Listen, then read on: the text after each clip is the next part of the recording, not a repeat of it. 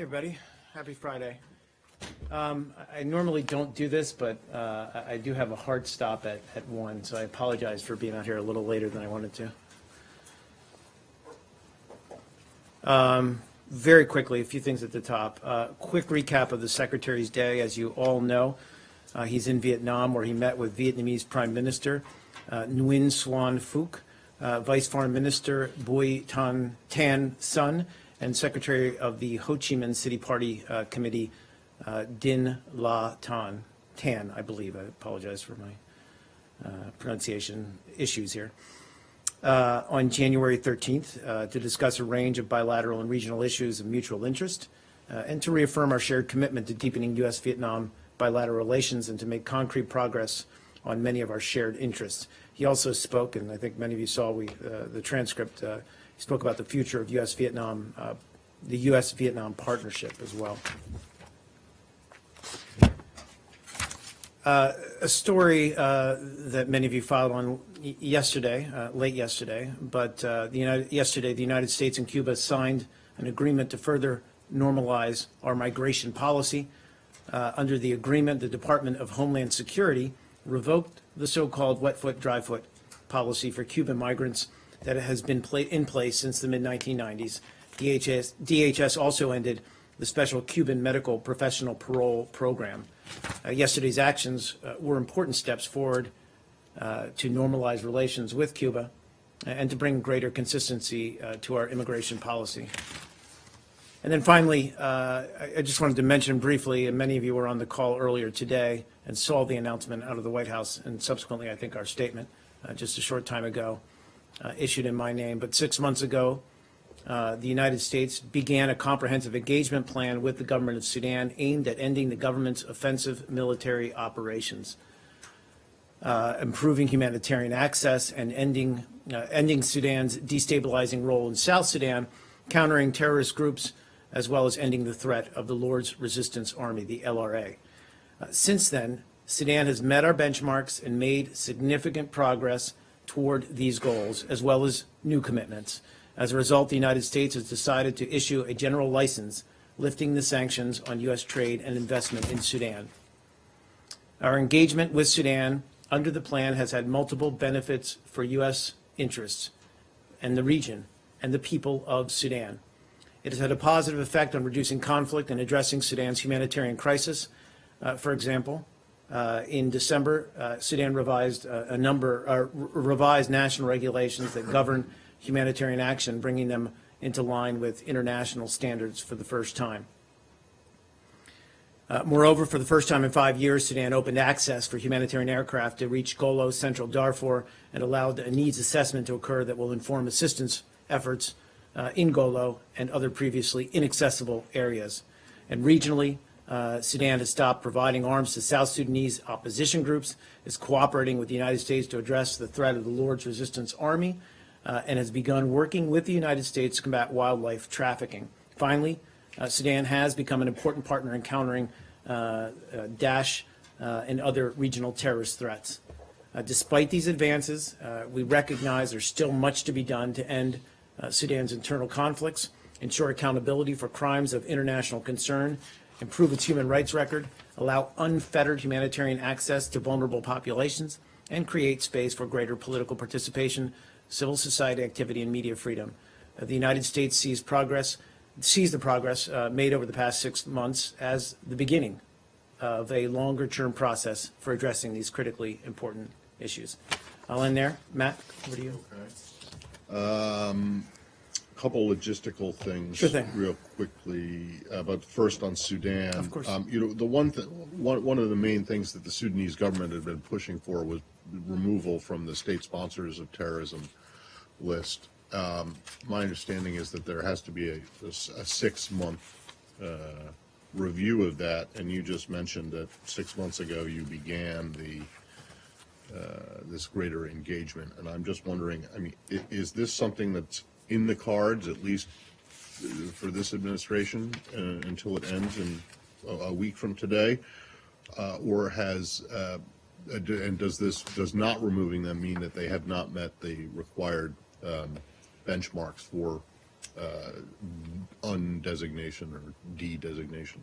How I would answer that question is, we believe that they've, while they have made positive steps in other, in counterterrorism coordination, the government of Sudan still needs to meet all the criteria of the relevant statutes to allow for rescission of the state sponsor of terrorism designation. Which criteria Sure. have to meet? Well, again, I'd have to probably get back to you on that. I don't have the details of what specific areas they still have yet to meet. But my understanding is that they're not, sorry, just to finish the answer, you said whether this 6-month process had already begun. To my understanding, it has not begun yet. Oh, okay. So the start of the engagement in September or whenever it was not the review period for rescission? For rescission on the state sponsorship of terror? No, I don't believe so, no. But has, I mean, has, to the best of your, has the government of Sudan renounced terrorism as is required by, that's one of the. Again, I'd want to get a more thorough accounting of the steps that they've taken specifically with regard to the criteria, meeting the criteria. I just don't have that in front of me. Before I answer that question, I'll get that for you. And then other logistic. Yeah. The Syria meeting in Astana, Yep. that's going to be on the 23rd. I realize this is essentially going to be up to the next administration, since that's the first business day of their term or their time. But have you gotten, have you received an invitation? I see the Russians today said that you would be, well, the Russians and the Turks have both indicated that you would be welcome to participate. So without prejudging what the incoming team is going to decide, can you say at least whether this current administration has, one, gotten an invitation, or two, has an opinion about what the next administration should Sure. do in terms of I think, participation? to my knowledge, we've not received an invitation, a formal invitation to the talks. I've also seen the same press reports and comments that you cited in your question, but we've not received any kind of formal invitation to the Astana meeting. Look, I think our recommendation would be, and we've said this before, that we support any effort aimed at getting political negotiations back up and running in Geneva, and aim at solidifying the ceasefire in Syria.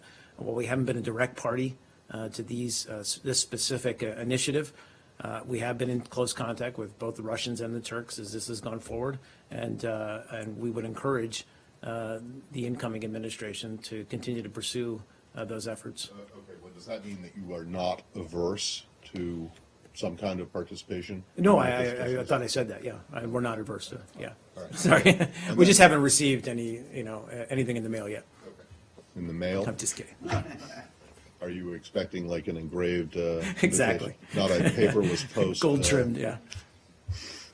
And then lastly, on logistics, Sure. Because I know that Ambassador Power was asked about this, but do you have anything more to say than you did yesterday about the conference, the Mideast conference in Paris on Sunday, and what the Secretary is hoping to achieve from that, or is it pretty much the same as?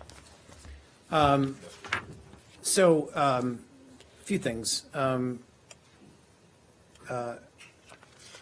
In terms of expectations for the conference, we went back and forth a little bit on this yesterday. I mean, look, Secretary is there to represent U.S. interests. This is obviously, as I said yesterday, an issue that he has long been committed to throughout his career as a politician and as Secretary of State. That said, we're not expecting any major new announcements to necessarily come out of this meeting.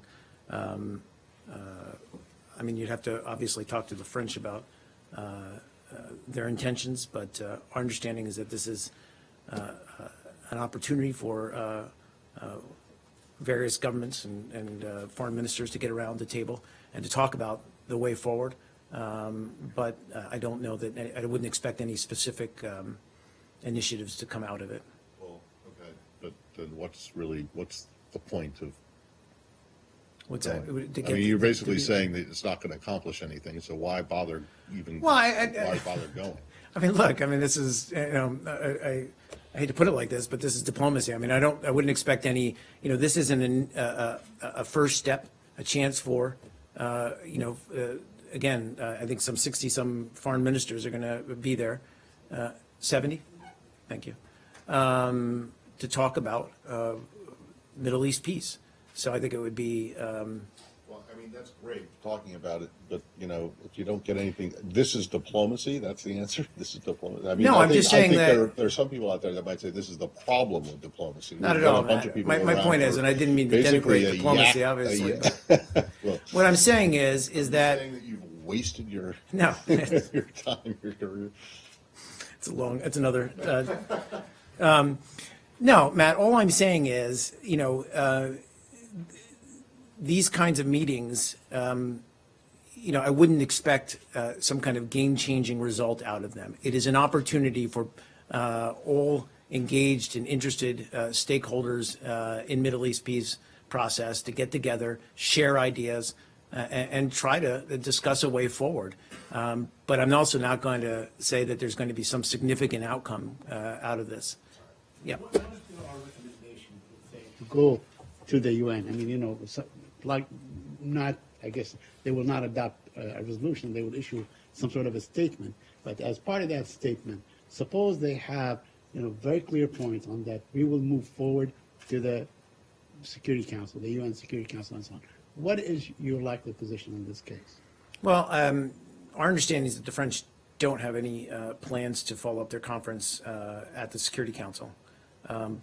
Obviously, I'd refer you to them to more definitively address that question. But, the president said about pursuing that goal through the Security Council, he said that, a resolution that outlines final status issues, we believe is not appropriate. And we would continue to reject any UN Security Council product that is biased or seeks to impose a solution. Let me just follow up on the Yeah, of course. Palestinian-Israeli issue for a couple more points. Today, in the Washington Post, former Ambassador Dennis Ross suggested that there ought to be a plan B. Of course, he dissed your reluctance or your lack of vetoing the resolution, Sure. and suggested that what Israel ought to do is just basically declare we are going to keep these settlements. I mean, in essence, that's what he's suggesting, and then allow more movement, better economics, and so on in Area C. So, is that something that you would encourage or would support or explain to the incoming administration that it is a good idea? Because apparently it is, it is addressed to them. I mean, to be honest, I also saw the commentary or the op-ed piece that he wrote. I think, first of all, it's not for us or him or them to impose a set of criteria or impose a solution. It still remains for the two parties involved, the Palestinians and the Israeli government, to sit around the table and to talk through what a negotiated settlement looks like. And so while we can all talk about the parameters going forward, what might work, an option B versus the current plan, and in fact, when we talk about, the idea of a democratic state of Israel, our concern remains that settlements pose a real obstruction to that effort to a peaceful settlement. And so, we maintain that position. That's not, I'm not demeaning or denigrating other ideas or constructive ideas that are out there. I think what our preference is that both sides create the kind of environment where they can go back to the negotiating table. And currently, with the increase in settlements and with, again, on the Palestinian side, some of the incitement that we've seen, both sides need to do better at creating that kind of environment. But ultimately, it's for them to talk about and talk through these issues. Sorry. Quick question.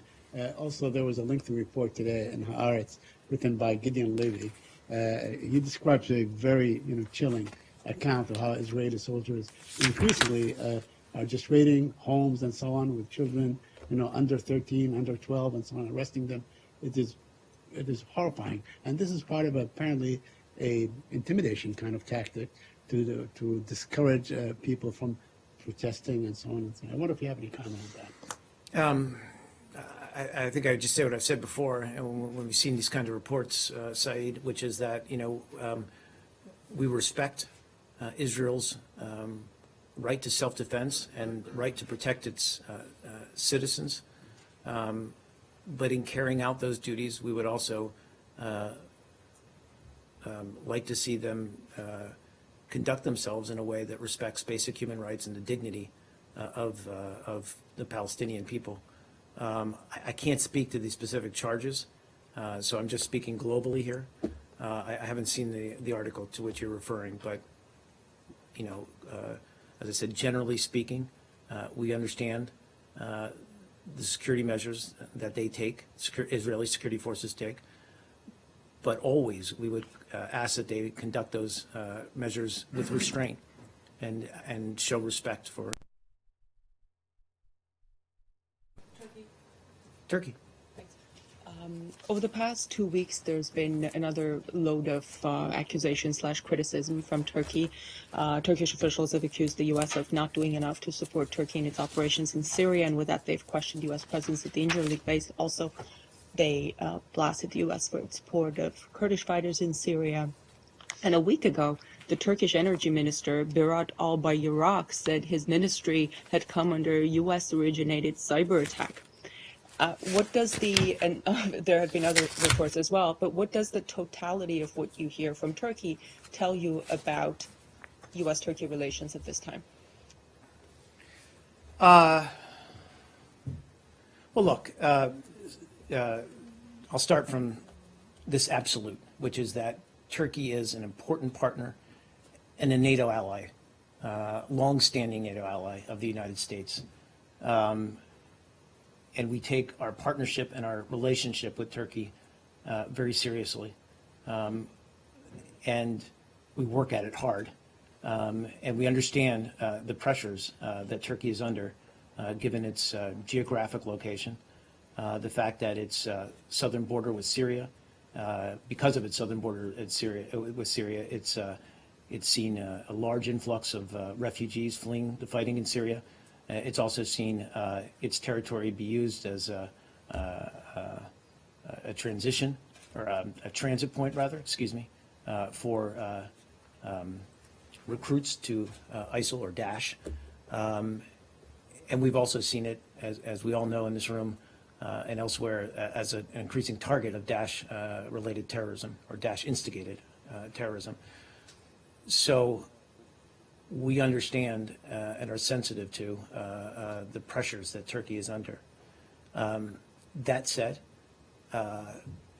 we're also alarmed by some of the rhetoric that we've seen from various quarters in Turkey over the past weeks, some of which you remarked on. I mean, the idea that, that the U.S. is not actively countering Daesh, for example, is ridiculous. Given all that we've accomplished over the past year and a half in really reducing Daesh's foothold in Syria as well as in Iraq. The other allegations that I won't even address or speak to, but there's a lot of ludicrous statements, and I'll put it that way, out there about U.S. involvement in incidents and terrorist incidents in Turkey that are just, as I said, just beyond the pale. They're just they're not only not true, but they're harmful to our relationship. So those statements still, the ludicrous statements that you said, yeah. They do not change and affect the absolute that you begin with about Turkey being a partner. Well, no, I mean, and I guess, I mean, we're alarmed by these statements, but it in no way touches, in no way, you know, I mean, you know, as I tried to give you the framework of the context, that we understand that Turkey right now is under a lot of pressure. Turkish government, Turkish people, they've been touched by terrorism. They've been affected by influx of refugees. They've been affected by what's happening in Syria, and they're concerned about it. But we are alarmed by some, as I said, some of the rhetoric and some of the claims being made about U.S. intentions and U.S. activities or lack thereof with regard to Daesh and other issues. Looking at the past 8 years, do you think relations with Turkey have deteriorated, have worsened, and if you agree with that, why? I think that I would never say that they've worsened. I would say that, you know, that they become more complex, given the events happening in Syria, that, as I said, have a direct effect on Turkey, and so we're in common cause when we're going after Daesh. Turkey and the U.S. agree, as do many countries around the world, that Daesh needs to be rooted out, destroyed. And for Turkey, it's really a tangible threat on their border. But we've talked about this a lot in this briefing. You know, that is a complex environment, to put it mildly, in Syria. And we don't agree on every issue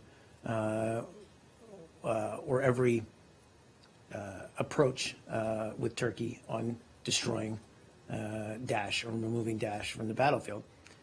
That said, we are cooperating with them. We are talking through these things, and this is what mature countries and democracies do when they face these kinds of challenges. They talk through them. It's not to say, you know, it's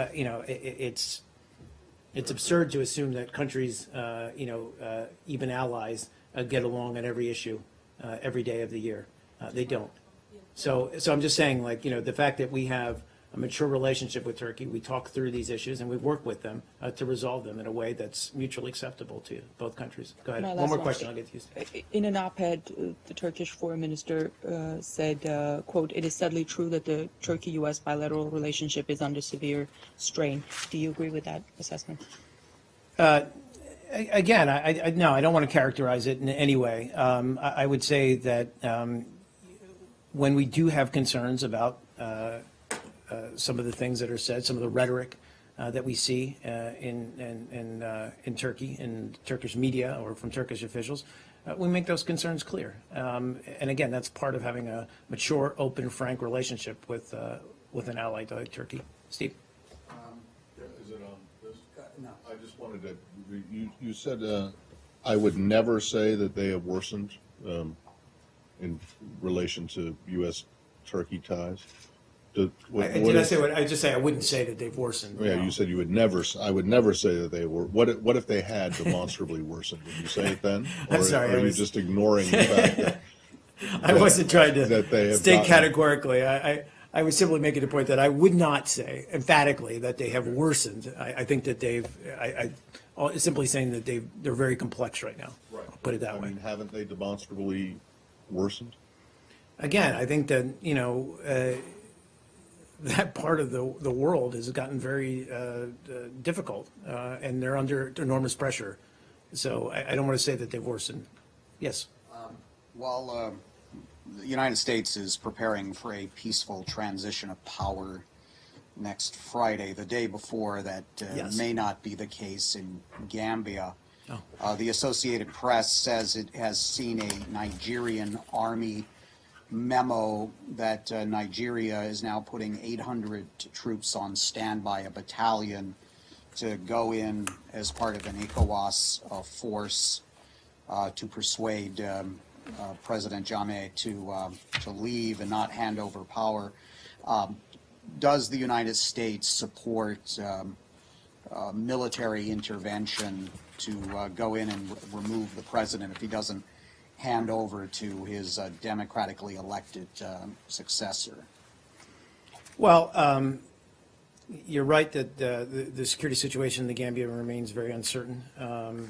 You know, we would call on, and I'll do it again now. We call on President Jammeh to listen to his own people, to listen to the Gambian people, who have clearly called on him to accept the results of the December 1st election and to again agree to what he already agreed to, which is a peaceful handover of power to President-elect Barrow. I would refer you to ECOWAS for next steps, but we believe that ECOWAS can certainly play an important role in providing for security and addressing some of the concerns that there could be violence around the transition. But for more details about their plan going forward, I'd have to refer you to them. But in the past, when there have been these sort of regional interventions, hasn't the United States been supportive of that? We do, and I'm not trying to back away from that in any way, shape, or form. I just would say that we do obviously support ECOWAS as a force for peace and security in the region, and specifically in the Gambia. As a military force? Well, again, I don't want to speak to what possible actions they may take. I don't want to get out in front of those decisions. Where Matt started to understand, I have just a question to clarify. From a protocol point of view or a decorum point of view, if let's say you receive an invitation on the 19th to participate on the 23rd, what happens in this case? Do you say, yes, we will go? I think Matt probably asked the same question, but I didn't understand it. So if you get it on the 19th, or the 18th, you need to respond, or you say we got to wait until the administration. Well, you're right. The timing isn't great. But I think all we can do, all the outgoing administration can do, is simply make a recommendation to the incoming administration. And certainly it is, what's that? Can it commit to going, to participating? Probably not, to be honest, because ultimately it's for the incoming administration. It falls within their start date. So again, the timing isn't terrific in that sense. But if we do receive an invitation, we'll certainly make a recommendation. So an invitation at that time would be disingenuous in your view? I'm sorry, and how's would it be a sincere invitation? I think it would be. I mean, we understand that the timing has to be. We'd have to receive an invitation before the actual date. Whether they would reach, I don't know. I can't speculate on how they might contact the incoming administration. I just don't know.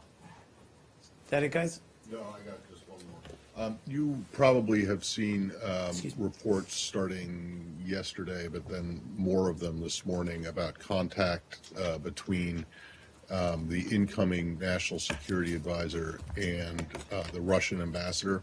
I'm just wondering, from the State Department's point of view, is this something that's of concern at all, or I'll just leave it there and then follow up? Again, not necessarily. I've seen the reports. I don't think they've been confirmed or corroborated yet. But that's as he's part of the transition team. That's really for them to speak to and how they are engaging. I mean, the president-elect is also engaged on his own with many world leaders. So I don't want to speculate, and I don't want to. So there's nothing.